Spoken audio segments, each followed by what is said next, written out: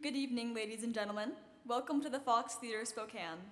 My name is Joe Coyne. I am the Ferris Band Council President. I am proud to welcome you to our concert and am so pleased to have you with us as we honor the military veterans who have served and the ones who continue to serve our country. Will the veterans who are present please stand as you are able and be recognized?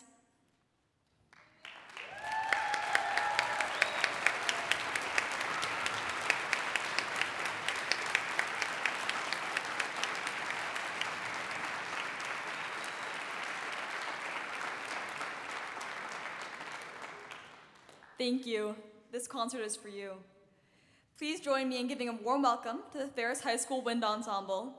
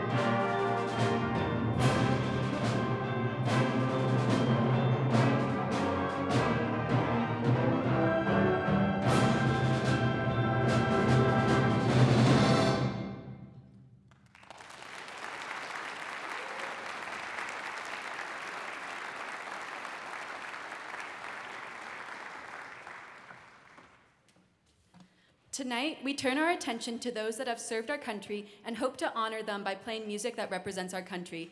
The United States is a beautifully diverse country. We are diverse in culture, diverse in landscape, diverse in ideas and thought.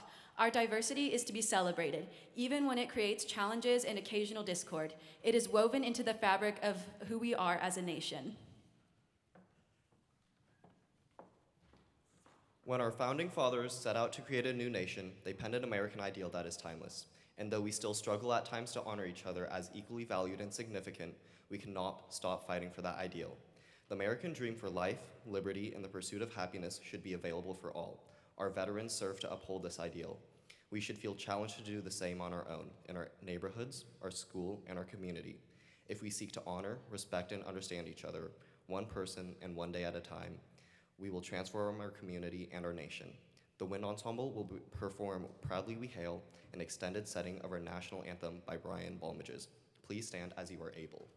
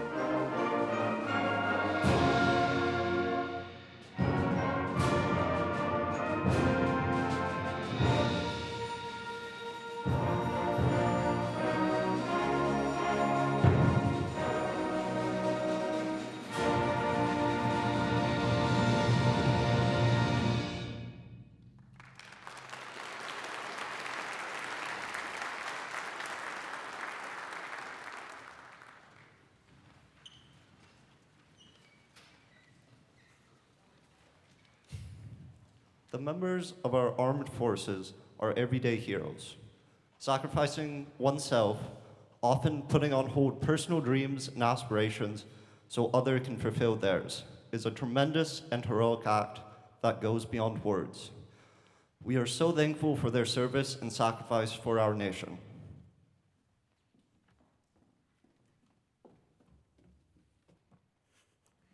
For the past 21 years, the Ferris Ensemble has offered our community a series of Veterans Day concerts and convocations, both on campus and in the greater Spokane area.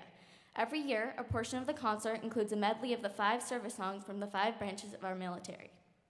This year, the ensemble will present the military flag ceremony. A brief history of the Army, Navy, Coast Guard, Marines, and Air Force will be ready, followed by the posting of each branch flag while that branch song is played. The ensemble has thoroughly enjoyed learning this music, and they are very proud and excited to honor all the veterans attending the concert tonight with their service song. Please stand as you are able for your service song. Also, we hope you will join us by singing the words if you know them.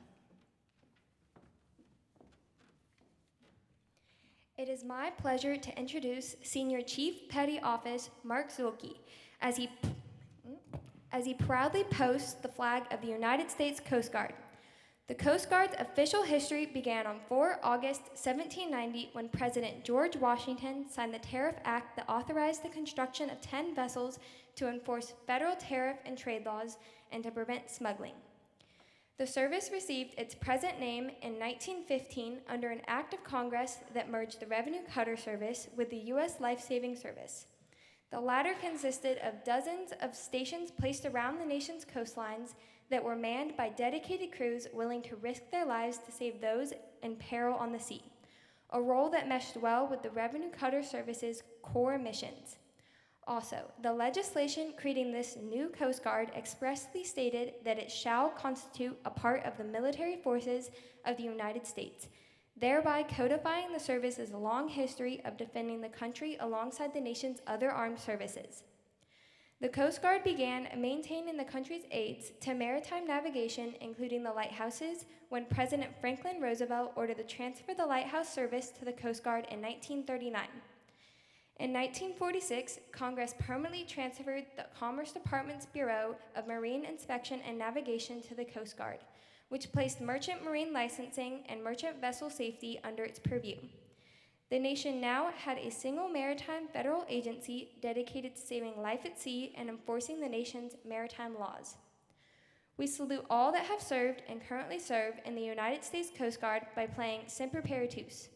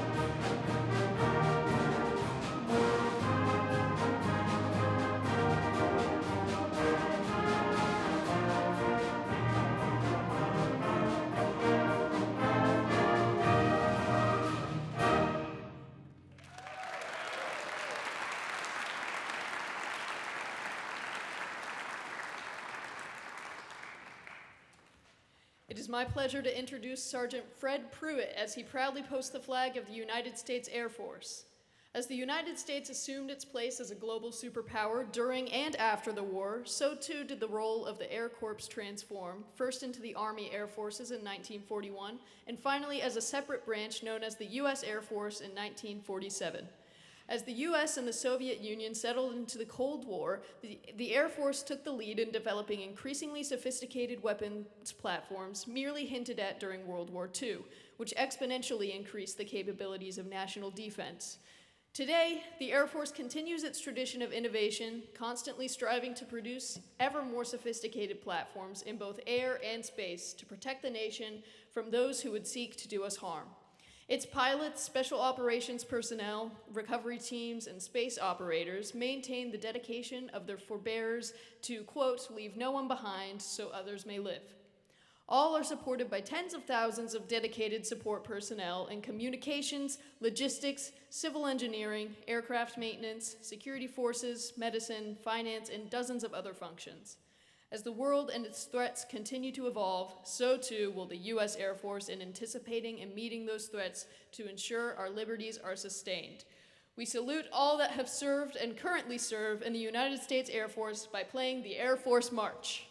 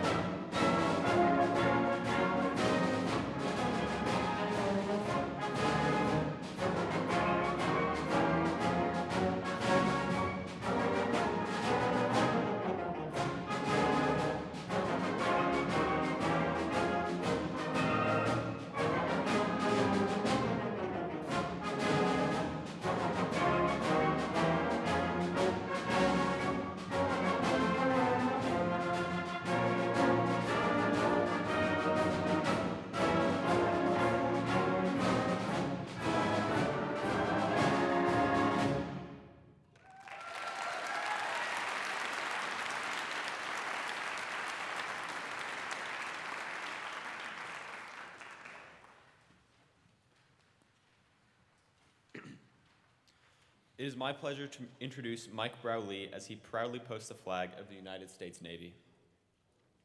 The history of the United States Navy is very rich and storied. The Navy began with its inception in 1775 during the Revolutionary War. When General Washington seized 3 vessels flying the British flag near Massachusetts, Congress decided to add a few more vessels to them, and the United States Navy was born. Congress took this action on October 13, 1775, and this has been adopted as the official birthday of the United States Navy. As Congress turned its attention to other matters after the Revolutionary War, the Navy was disbanded for a short time from 1790 until its reestablishment in 1797 with the commissioning of 3 armed naval ships, the USS Constellation, the USS Constitution, and the USS United States. The United States Navy was brought into the new era of modern naval warfare beginning in 1880 until 1907, with the addition of battleships, frigates, and a number of other surface vessels. President Theodore Roosevelt ordered the United States Navy on a 14-month world tour to demonstrate the capability of the new Navy. The U.S. Navy did not see very much action in World War I, but served valiantly during World War II and was responsible for many victories at sea. The Navy fought with valor during Vietnam, was used to blockade Cuba during the Cuban Missile Crisis, and has supported our armed forces in every armed conflict since. We salute all that have served and currently serve in the United States Navy by playing Anchors Aweigh.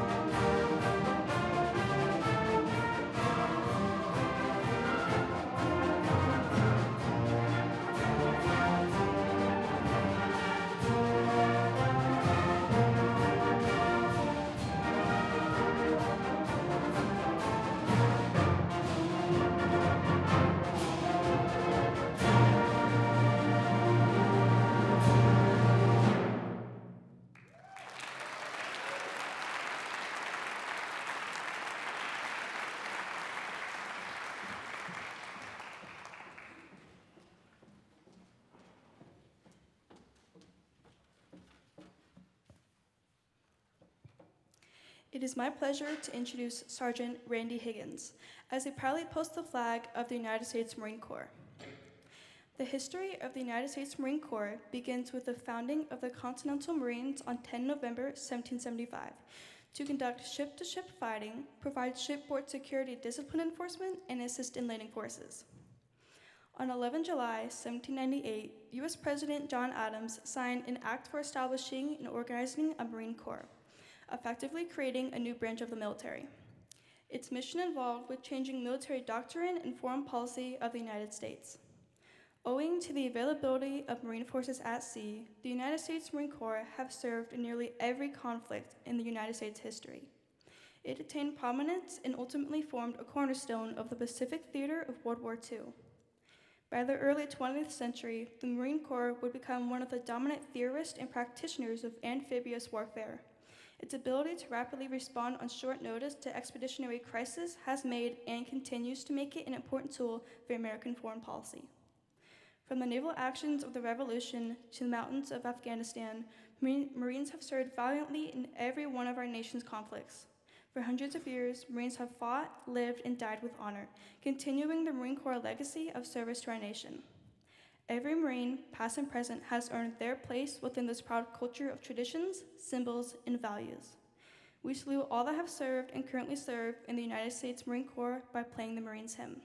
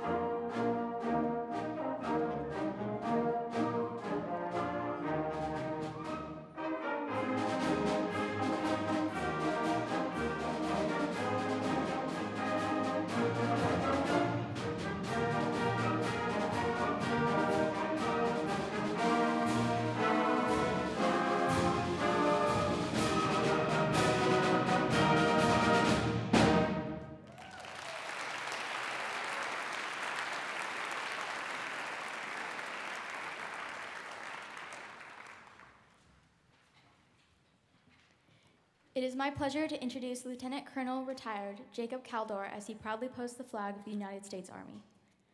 The U.S. Army was born from humble origins, a ragtag group of revolutionaries who sought to protect the freedoms and rights they believed in. They were amateur militiamen, many with no previous military experience. They had little training, no standardized equipment, and no central chain of command.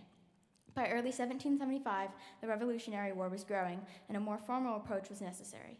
Historians have settled upon June 14, 1775, as the official birthday of the U.S. Army. This was the date the Second Continental Congress formed a committee to draft rules and regulations to support an army comprised of members of the colonies. They also committed to providing funds and training. The Second Continental Congress appointed George Washington as the commander-in-chief of the Continental Army, and he took command on July 3, 1775. From those humble beginnings rose the world's most powerful, best-equipped, and best-trained army. As you can imagine, these changes didn't happen overnight. It has taken over 200 years of war and peace for the U.S. Army to evolve into its current state as an organization and the world's most elite army.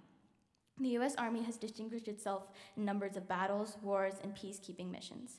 With the legendary names such as Washington, Patton, Grant, Eisenhower, and MacArthur, and historic campaigns we remember such as the Gettysburg, Market Garden, Lexington, Concord, Battle of the Bulge, Antietam, Fort Sumter, and Bull Run, we salute all that have served and currently serve in the United States Army. The United States Army is a decorated branch of our military. Like all the other branches, the Army has its own flag and symbols with a rich history that date back centuries ago. We salute all that have served and currently serve in the United States Army by playing The Army Goes Rolling Along.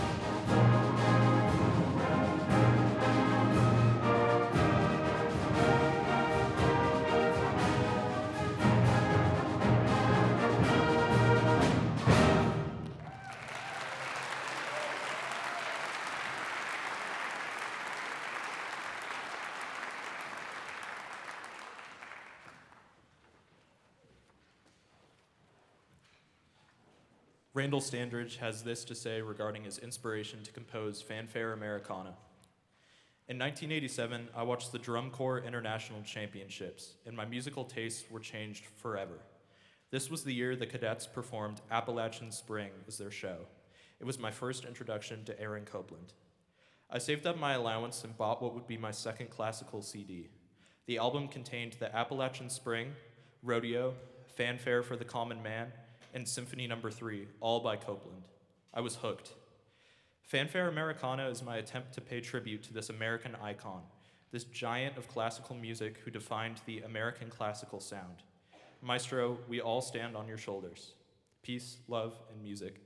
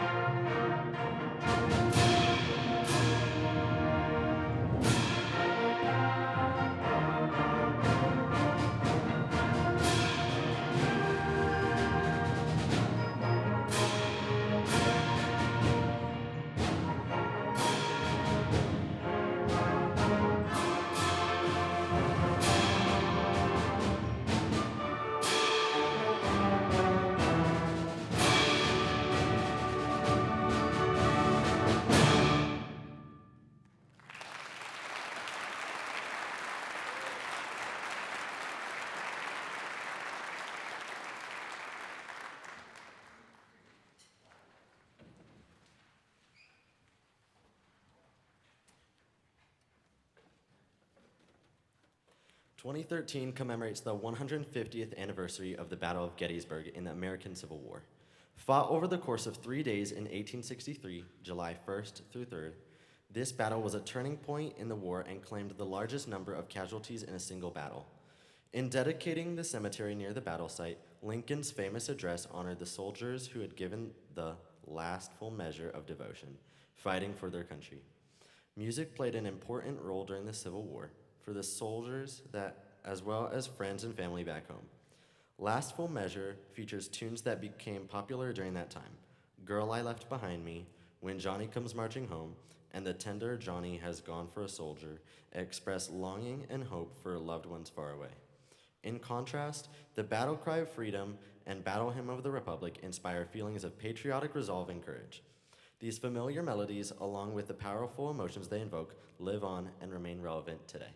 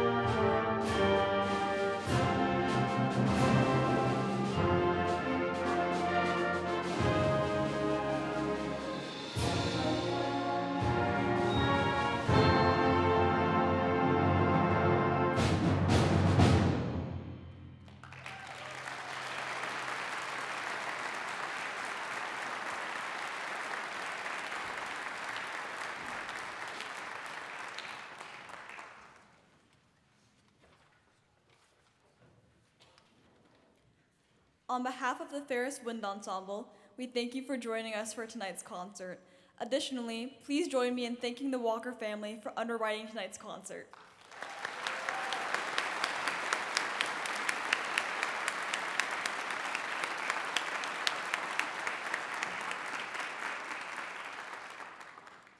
We hope that in bringing you music of our national heritage, you will remember the sacrifices that have been made, which provide each of us the freedoms we too often take for granted.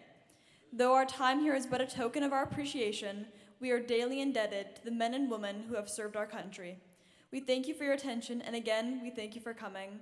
The Ferris Wind Ensemble leaves you tonight with the National March of the United States of America, the Stars and Stripes Forever.